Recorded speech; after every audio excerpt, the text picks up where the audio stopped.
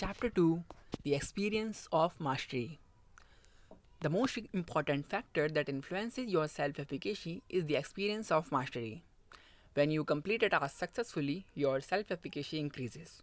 On the other hand, failure to achieve a goal can undermine and weaken your self efficacy, especially if you don't believe in your abilities. As the proverb says, nothing succeeds like success. If you have ever wondered why successful people are more likely to achieve big goals, here's your answer. Success by success. They have built powerful self efficacy that allows them to believe they can achieve even bigger things. Although your past performance is the most important factor that influences your self efficacy, it doesn't mean that if you have experienced a string of failures in the past, you are bound to repeat them. The key to leveraging this source of self efficacy is to ensure small wins. Small wins lead to universities in space.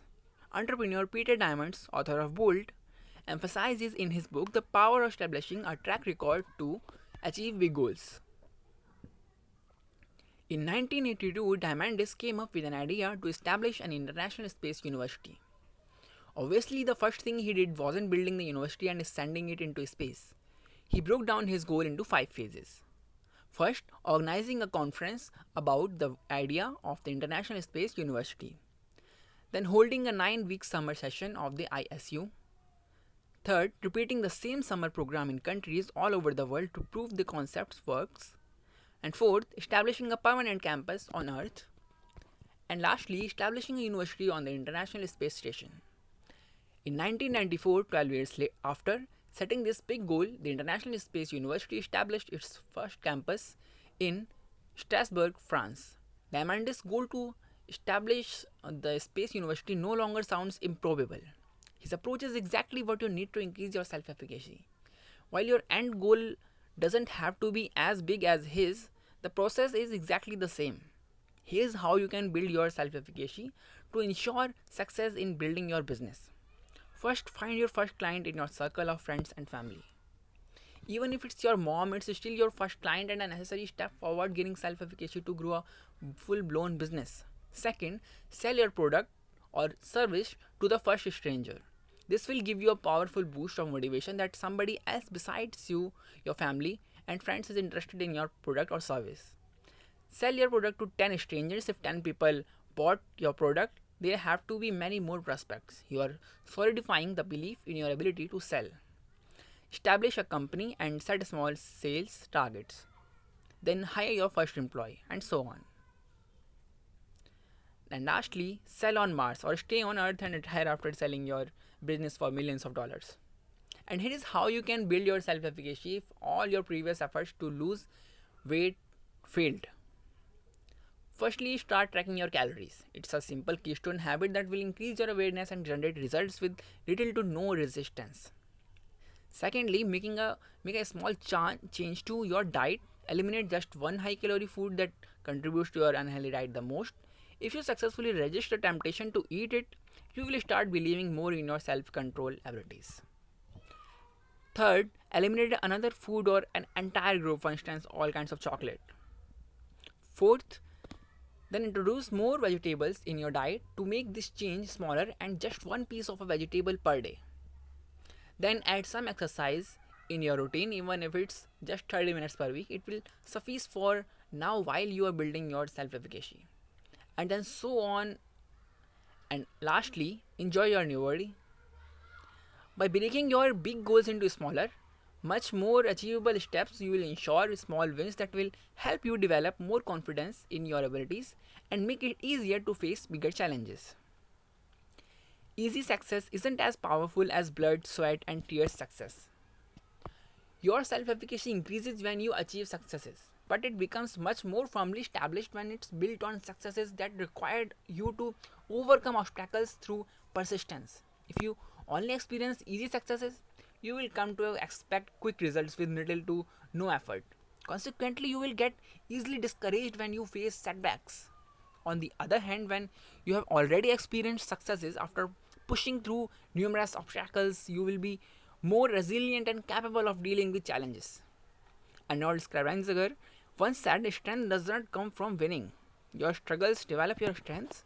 When you go through hardships and decide not to surrender, that is a strength. Mahatma Gandhi said something similar. Strength does not come from physical capacity, it comes from an indomitable will. Isn't it interesting how closely their words resemble the conclusions of scientific studies? When you are struggling, remind yourself that it's your struggles which will make you a stronger, more resilient, and more successful person. Failure and when it harms you the most. Albert Bandura discovered that failure decreases self efficacy. However, as I mentioned in the first chapter, people with a strong sense of self efficacy don't approach failures in the same way as people with little belief in their abilities.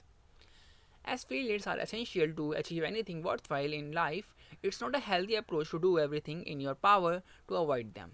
However, while you are working on developing your self efficacy, it might be a good idea to minimize the risk of failures and focus on achieving small, safe goals. When you experience a streak of successes, you will become much more resilient and capable of dealing with failures in a positive, constructive way. Then, taking bigger risks won't be associated with a high risk of destroying your self efficacy and sending you back to square one. Failure is good. Even though acceptance of failure in society is steadily rising, many people still avoid setting big goals as they associate the act of failing with a personal failure. I failed, therefore I am a failure. I have noticed this belief is not nearly as widespread in the entrepreneurial circles where failure is often celebrated. What's the difference between the general population and entrepreneurs? Entrepreneurs consider failure a part of every achievement. As Richard Branson said, failure and rejection are an inevitable part of business, and how you deal with them will ultimately affect your success. The ability to cope with and learn from failure and rejection can be practiced and honed along the way. Some people are better at it than others. We have had many great successes at Virgin, but we have also experienced a number of failures. Every time something wasn't worked out as we hoped it would, we have picked ourselves up, looked at what went wrong, and learned from our mistakes. Therein lies the key to changing your beliefs about failure. It's just an opportunity to learn what doesn't work and to do better next time. Remind yourself of this concept each time you are afraid to fail. Surrounding yourself with people who approach failure in this way also help you alter your beliefs. If you feel extremely uncomfortable with failure, try rejection therapy. Rejection therapy is a social game developed by Jason Comley, who for a year strived to become rejected every single day. The rules of his game are simple. Number 1, you must be rejected by another person at least once every single day. Second, expecting more rules? Sorry to disappoint you, there is only one rule. The only objective of the game is to get rejected. If your request is granted, you must ask for more until you achieve the successful outcome, which is rejection.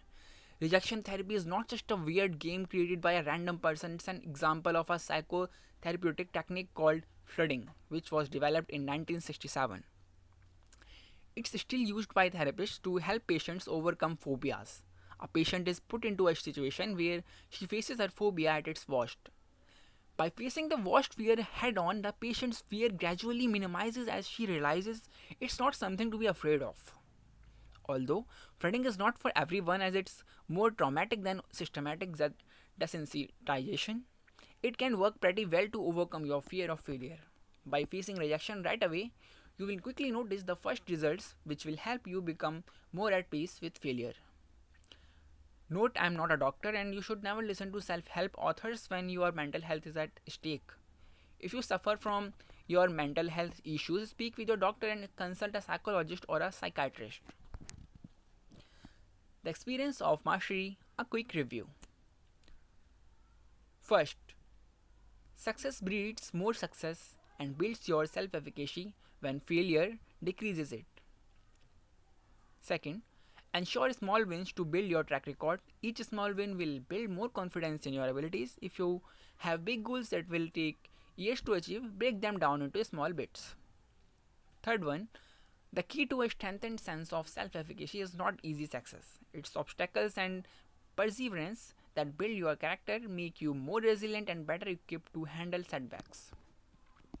Fourth is change your beliefs about failure. Consider it a source of feedback, not a testament to your lack of abilities.